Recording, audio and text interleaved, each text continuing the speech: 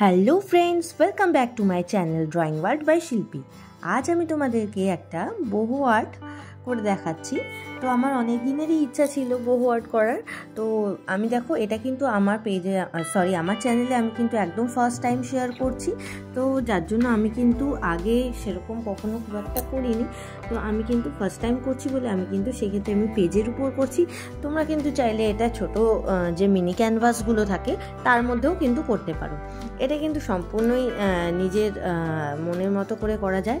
তো দেখতেই পাচ্ছ আমি কিন্তু মানে একটা ছোট A4 সাইজের পেজ থেকে নানা রকম শেপ দিয়ে সাইড দিয়ে কাজ করে, কালার দিয়ে কাজ করে নিচ্ছি।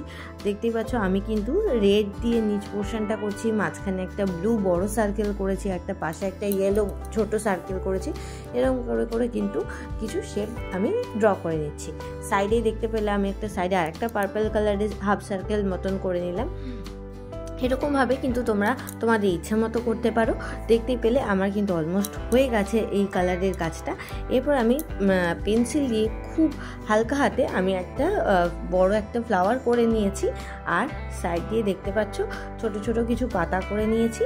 এইবারে এইটাকে আমি যে ব্ল্যাক জেল পেন আছে সেই জেল পেন দিয়ে আউটলাইন ড্রয়িংটা করে নিচ্ছি।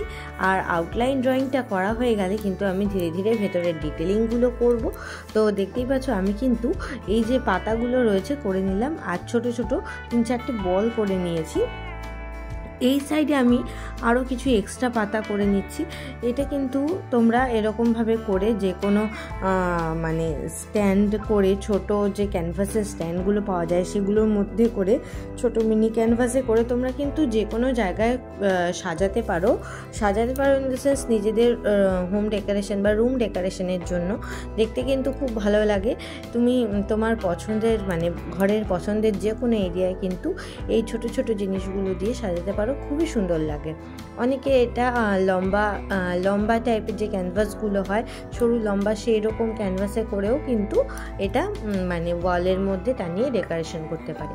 তো দেখতেই পাচ্ছ আমি কিন্তু এই প্রথম যে আউটলাইন ড্রয়িংটা করে তারপরে কিন্তু পেন দিয়ে মানে একটু মোটা করে নিচ্ছি, মানে যাতে আমার আউটলাইন ড্রয়িংটাকে আরেকটু মোটা করে নিচ্ছি, যাতে ভেতরের কাজগুলো আমি করলে ইজিলি জিনিসটা ফুটে ওঠে।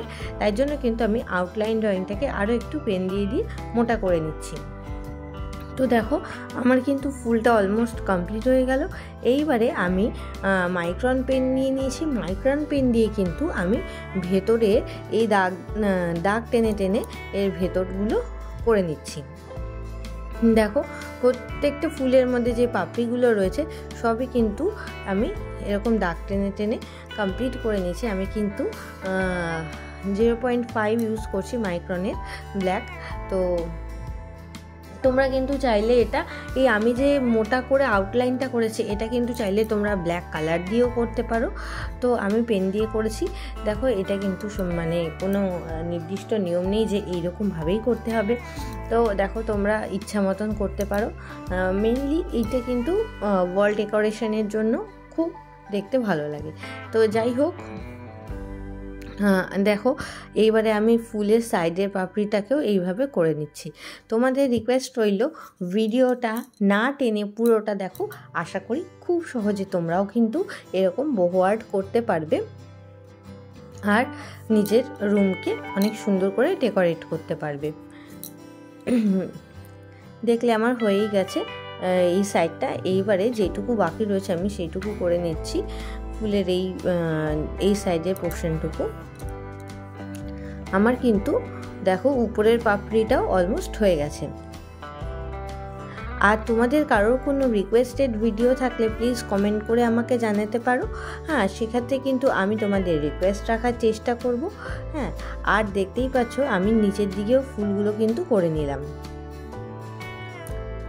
হয়ে গেছে আমার এই সাইডটা, আর এই সাইডটুকু বাকি রয়েছে, এটাও কিন্তু আমি কমপ্লিট করে নিয়েছি।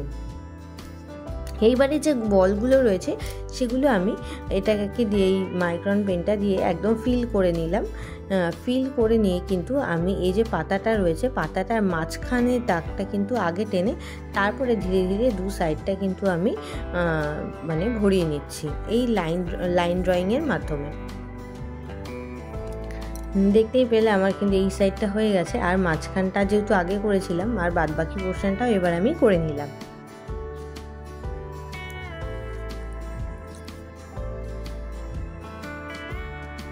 হয়ে গেল আমার এই পাতাটা। এইবারে যে আর একটা পাতা রয়েছে সেটা করে নিচ্ছি।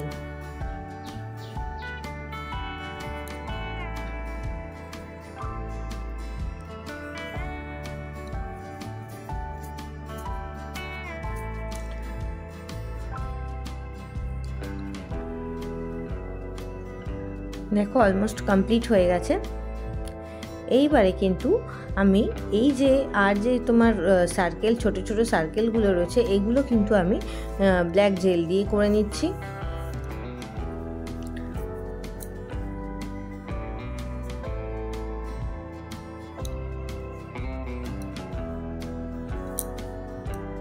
দেখতেই পেলে কমপ্লিট হয়ে গেছে। এইবারে এই যে সাইডের যে মোটা পাতাটা রয়েছে এটাও কিন্তু আমি ব্ল্যাক জেল পেন দিয়ে আমি ভরাট করে নিচ্ছি। এই ভরাটগুলো কিন্তু তোমরা কালার দিয়েও, ব্ল্যাক কালার দিয়েও করতে পারো।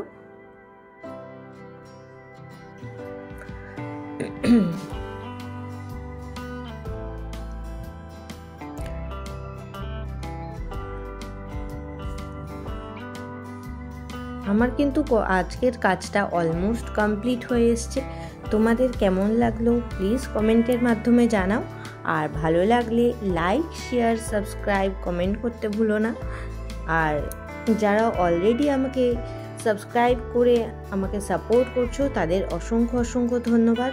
আর যারা এখনও সাবস্ক্রাইব না করে ভিডিও দেখছো তাদেরকে রিকোয়েস্ট রইল প্লিজ আমার চ্যানেলকে সাবস্ক্রাইব করো আর লাইক করো।